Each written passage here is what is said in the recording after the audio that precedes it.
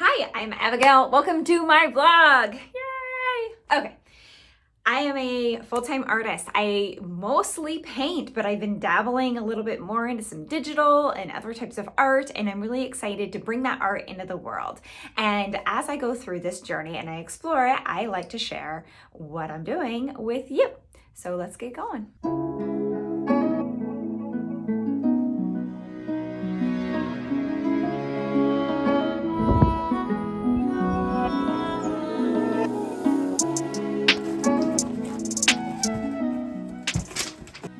All right, last week I was gone. I did not fall off the face of the earth, but I did travel far away. This was our first vacation in 4 years, and for security reasons and privacy reasons, I don't like to share that before I go. Obviously, you guys know the internet is full of weirdos. Not you, but other weirdos, right? Once I got back, it was really time to just buckle down. I have got a shop update coming up in 2 weeks, and I have got to get all my prints printed out and all my stickers made still. But what I was working on is going through, and we're going to scan in my prints. We're going to start getting stickers printed off and editing them. And I'll kind of walk you through that process a little bit. So if you're curious about how to do those things, I will share with you my process and what's been working for me in making prints and stickers so far. So let's move on.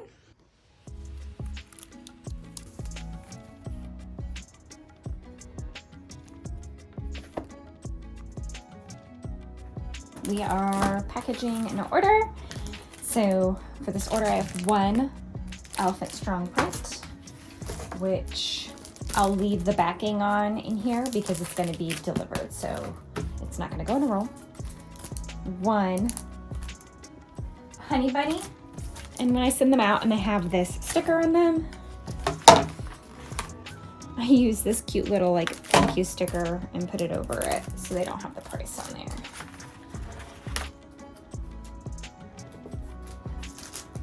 All right.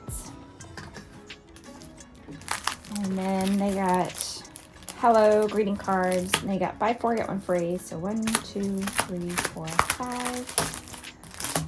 And they got 3 pop giraffe stickers. 1, 2, 3. This one.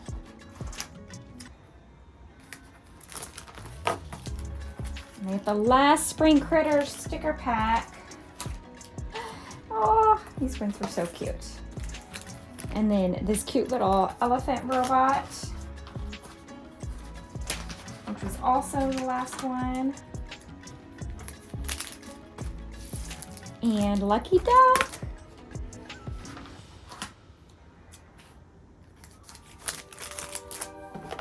And they got the last 3 memo pads that I have. And I'm just going to take these off.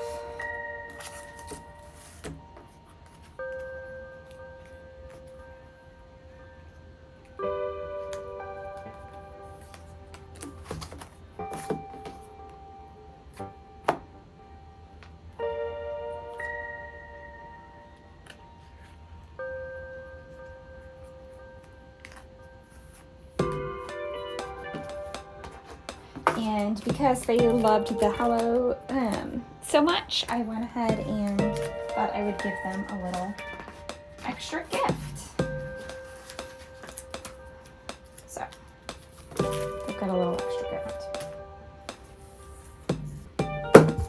This is so much easier with my new organization. Everything is right there and it's easy to grab.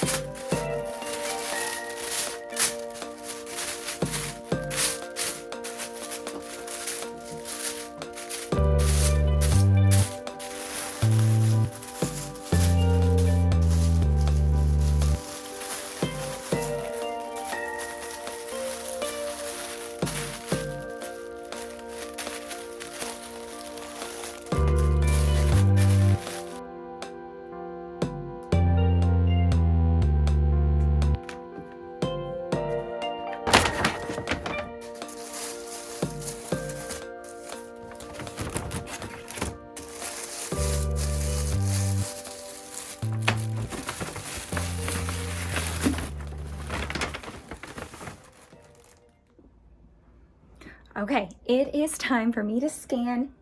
Oh my gosh, it's time for me to scan in my paintings. So I've got my whole new setup right over here. I had to move my computer over here so the USB could connect. And then I've got my scanner all set up and ready to go. It's the Epson V600. This is not sponsored or anything. I'm just telling you what I use. So I will add up a link below though, so if you want to look into this. And I've got all my paintings over there. So let's get these babies scanned in.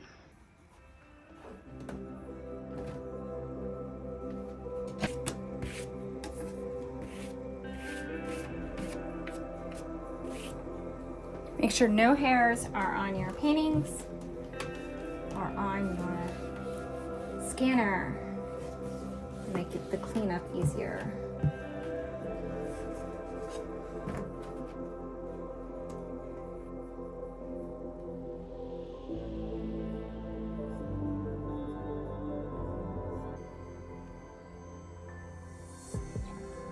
All right, that is the preview. So I need to go in and make sure it's grabbing the whole thing. Oops.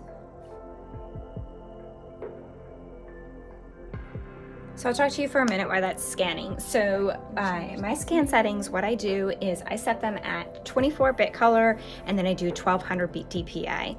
I always make sure that they're labeled with the name and that this is the scan, because then I go into Photoshop and I crop it down to the size that it needs to be, and I make any color adjustments that need to happen, because as much as we want it to, the scan doesn't bring it in exactly as the painting is. The other thing that you want to make sure you do is go through and check the painting. So if there's anything that you don't love about it, fix those little parts.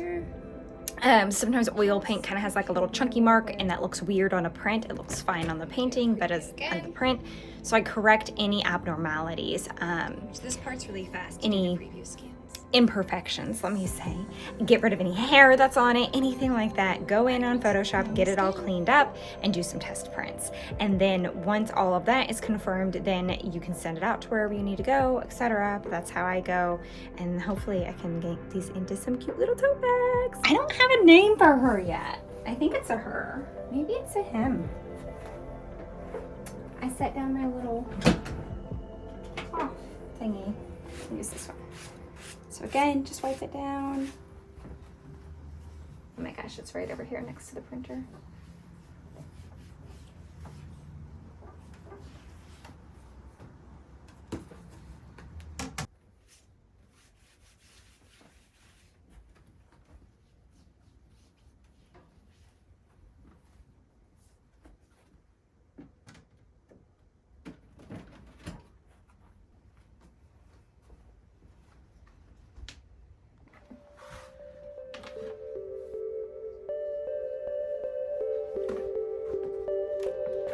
Okay, so I don't have this screen as calibrated as I would like it to be, so I'll use it to go through and edit like the debris off of it, but I will not use it to edit my colors, because I just can't get this one as calibrated as I would like as my MacBook is, and because of that, then I just use my MacBook.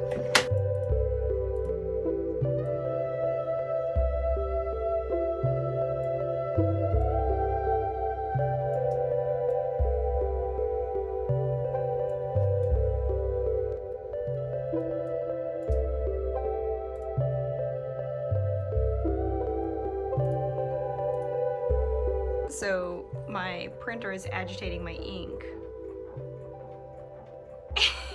And apparently my discounted shelves can't handle the printer's immense vibrations. I don't know if that's gonna screw things up when I'm printing. We're gonna find out. Good news is the printer is currently running and I have no shaking. So I should have some very smooth prints still.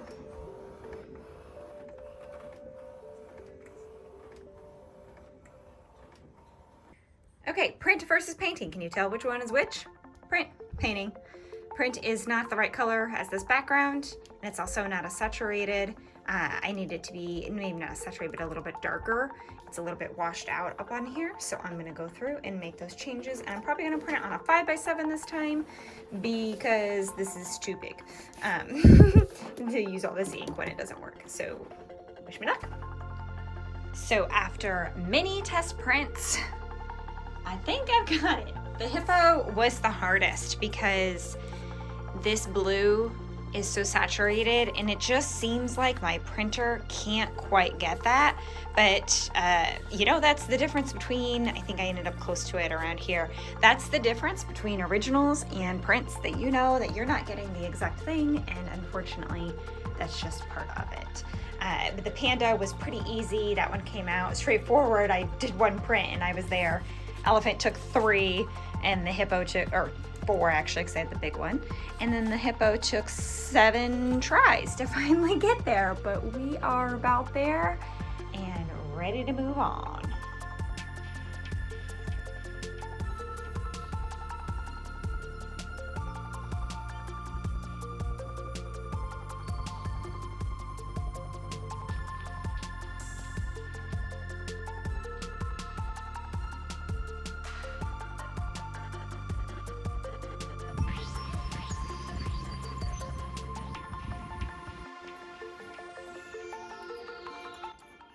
All right, so I did not do any kind of talking to the camera during this portion, just recorded it, so I thought I'd jump in here and kind of walk you through my process a bit. So I currently design all of my stickers in Procreate app on my iPad Pro, and then I load them into my computer, and I've recently found that using Illustrator to add the white backgrounds is 1,000,000 times easier than trying to do it in Procreate or Photoshop. But I do understand Illustrator is more expensive than either of those. So if it's something you have, I definitely recommend trying it out. And then I did a few test prints here on everything to make sure that I liked the colors when they printed out. I kind of get an idea for sizes and then determine which ones would go on a sticker sheet and which ones would be sold as individual stickers. So I'm pretty excited about these. I think they're really cute and I love the way they turned out, and I can't wait to show you guys what's coming up next.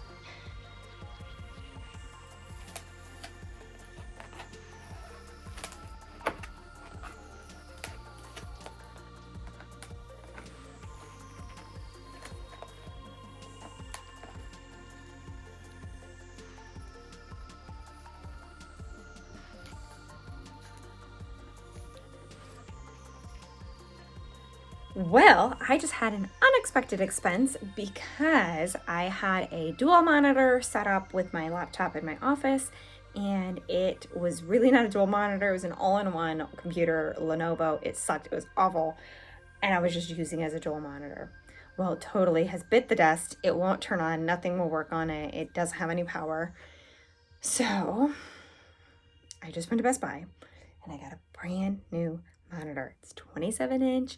It's still not like as big and fancy as like what should really be recommended for people who are creating, but I'm hoping it's better and I can calibrate it better with colors. So I'm still not trying to look at my MacBook. The end goal one day is to get like an iMac or a Mac Studio, but that is so far away. I am not at that success yet in my career. So until then, let's check out this new monitor. All right, here it is. I've got 60 days to return it, so hopefully I don't need to do that though.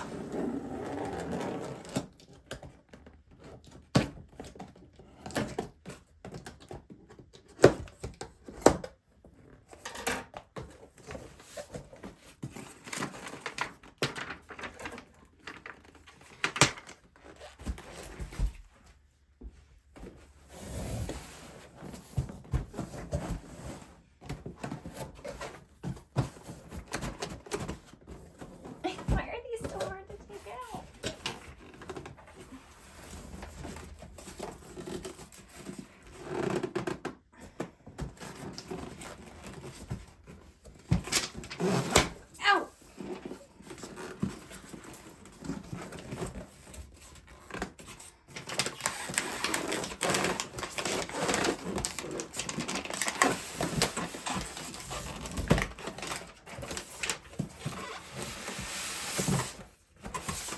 Okay, this is pretty cool. It's on a swivel, so I could do vertical if I wanted, which would be great when I get a new display one day. Holy smokies.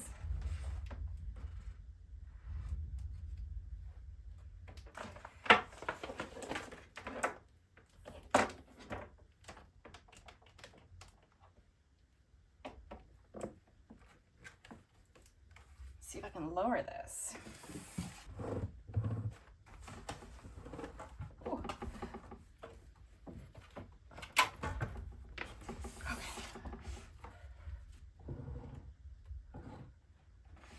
Oh, freaking